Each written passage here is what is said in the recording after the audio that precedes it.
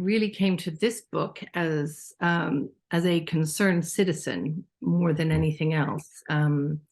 I started to become very alarmed around, the middle of 2019. I started to notice a real increase in the volume of the arguments for everybody to be vegan, to save the planet and every other reason that they could tack onto it. And particularly young people are going to be the ones that suffer because they're going to be taken in by it. I felt that there was room to really address the subject head on, which is what I did. Yeah, well, it is a great name. Just a great plant-based con just really hits that home.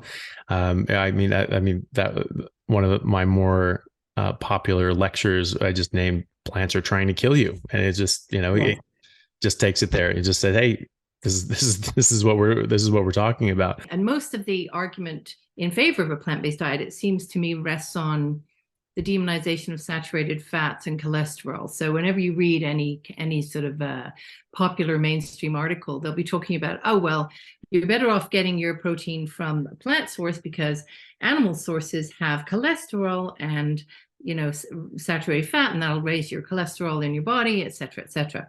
So the fact that we have disproven those links and that we now know, and it is widely acknowledged, that cholesterol in food has nothing to do with cholesterol in your body. The fact that the link between saturated fat and cholesterol, LDL, has been shaken, if not completely debunked, repeatedly, particularly in the past 5 years. There have been a number of studies. That doesn't seem to stop the arguments still being made.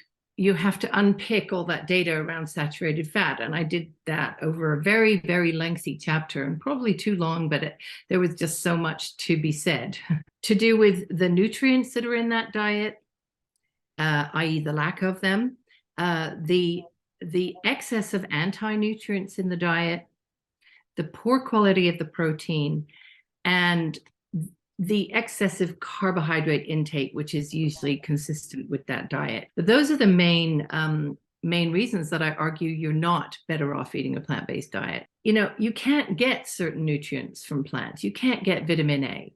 You can't get B12, D3, K2, creatine, heme iron. There are so many that you can't get. EPA, DHEA.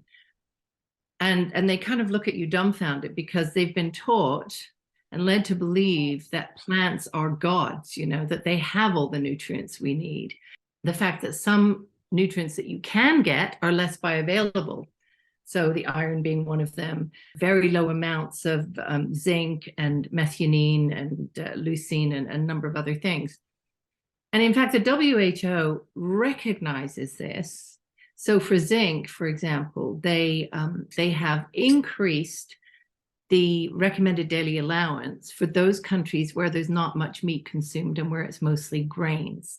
So this is a complete acknowledgement of the fact that the zinc from the grains is not doing the job, and that you need to therefore eat double the amount of even the RDA. And